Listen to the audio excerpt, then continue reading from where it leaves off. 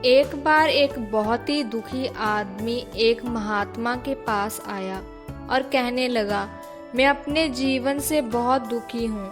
मैं अपनी पत्नी, बच्चों और परिवार को खुश नहीं रख पा रहा हूँ। मैं अपने लिए कुछ भी नहीं कर पा रहा हूँ। कभी कभी तो ऐसा लगता है कि जीवन ही समाप्त कर लूँ। आप बहुत साधना और तपस्या करते हैं। क्या आप मुझे मेरे बुरे समय से बाहर निकालने का कोई रास्ता दिखा सकते हैं? मैं बहुत बुरे समय से गुजर रहा हूँ। मेरे लिए 2 वक्त की रोटी का इंतजाम करना भी बहुत मुश्किल हो गया है। अब आप बताइए कि मैं ऐसे समय में कैसे जी सकता हूँ? मैं अपने परिवार को कैसे खुश रख सकता हूँ?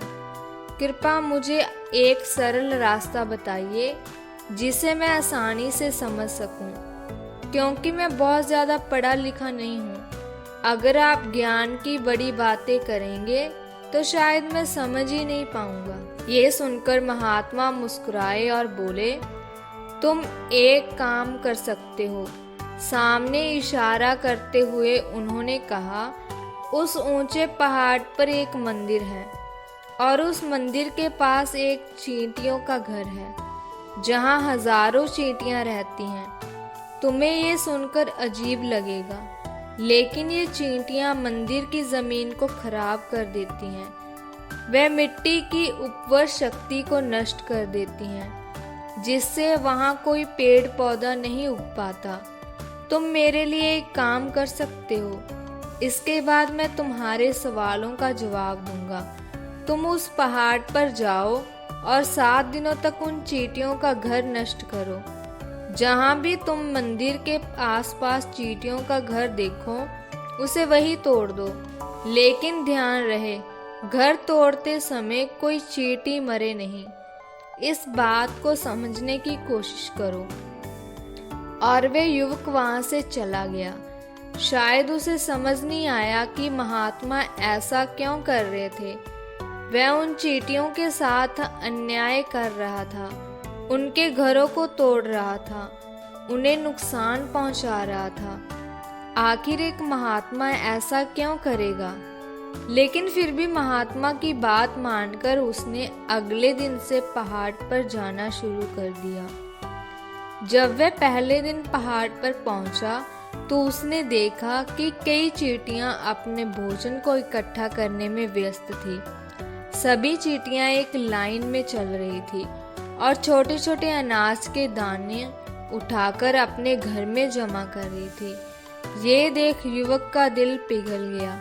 उसने सोचा, वे इतनी मेहनत कर रही हैं अपने घर को भरने के लिए, और अगर मैं उनके घर को नष्ट कर दूं तो उन्हें कितना बुरा लगेगा। लेकिन फिर उसे महात्मा की ये बात याद आई और उसने घर तोड़ना शुरू कर दिया। जल्दी ही चींटियों में अफरा तफरी मच गई। वह इधर उधर भागने लगी जो लाइन में चल रही थी। अब वे बिखर कर इधर उधर अपनी जान बचाने के लिए दौड़ने लगी।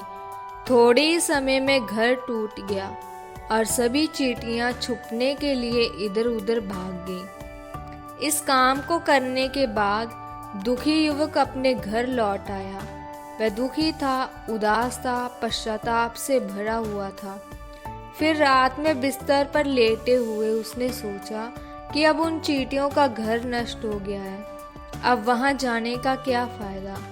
अब क्या लाभ होगा? क्योंकि महात्मा ने चींटियों का घर नष्ट करके मेरे बुरे समय से बाहर निकलने का तरीका नहीं बताया। लेकिन मुझे कोई पछतावा नहीं है।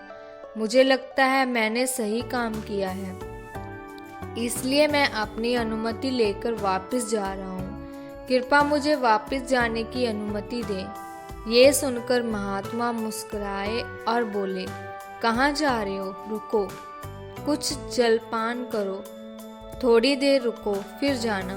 और ये कहकर महात्मा ने युवक के लिए पानी लाया। पानी पीने के बाद महात्मा ने युवक से पूछा, बताओ, तुम चींटियों का घर क्यों नहीं तोड़ पाए? वे चींटियां इतनी छोटी हैं और तुम इतने बड़े हो, फिर भी तुम उन छोटी चींटियों का घर तोड़ नहीं पाए। तुम्हारी शक्ति कहाँ है, तुम्हारा बल कहाँ है? इस पर युवक ने जवाब दिया, ओ महात्मा, मैंने उनका घर कई बार नष्ट किया, मैंने कई बार ऐसा किया।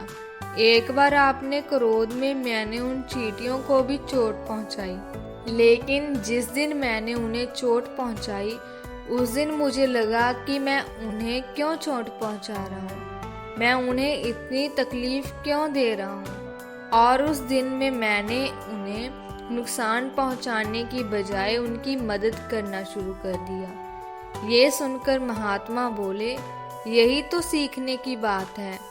एक छोटी चींटी हमें जीवन का पाठ देती है। मैंने तुम्हें उन चींटियों का घर नष्ट करने के लिए नहीं भेजा था, मैंने तुम्हें इसलिए भेजा था ताकि तुम उन चींटियों से कुछ सीख सको।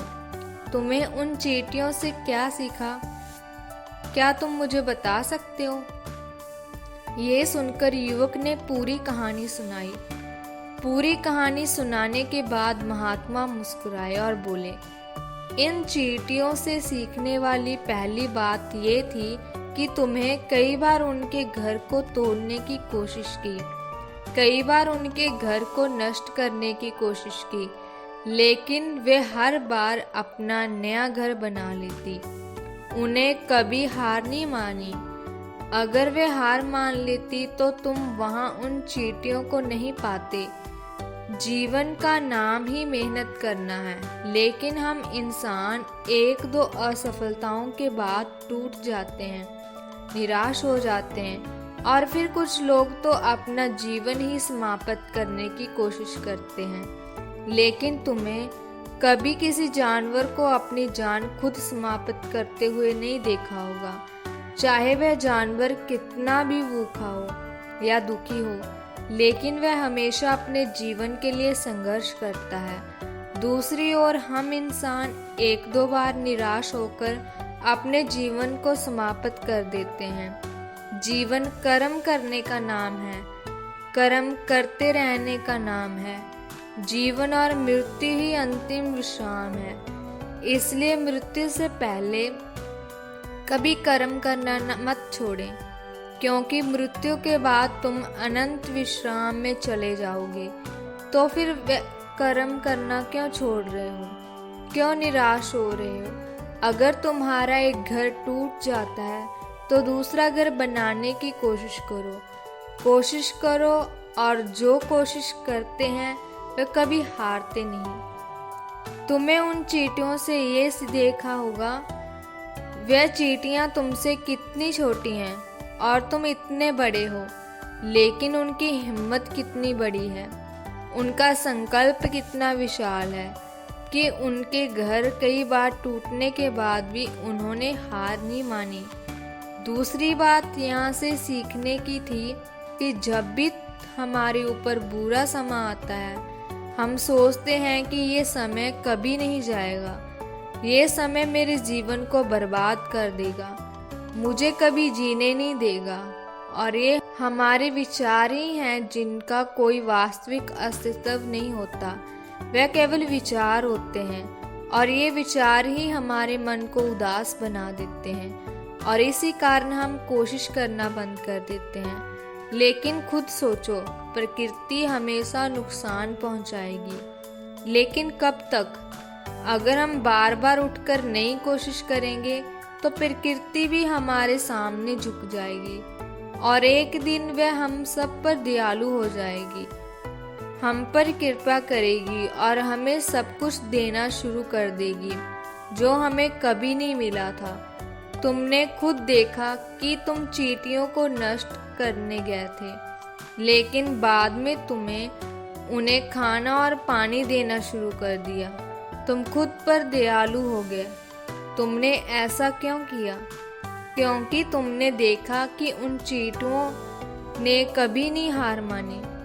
इसी तरह अगर तुम अपने जीवन में कभी हार नहीं मानोगे तो एक दिन ये प्रकृति तुम्हें वह सब कुछ देगी जो तुम अपने जीवन में पाना चाहते हो।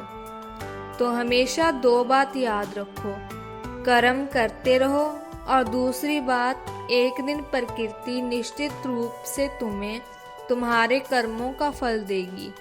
तो दोस्तों, आपको ये कहानी कैसी लगी कमेंट सेक्शन में ज़रूर बताएं, और अगर आपको पसंद आई हो तो इस चैनल को सब्सक्राइब ज़रूर करें। तो मिलते हैं अगली कहानी में, तब तक अपना ख्याल रखें। धन्यवाद।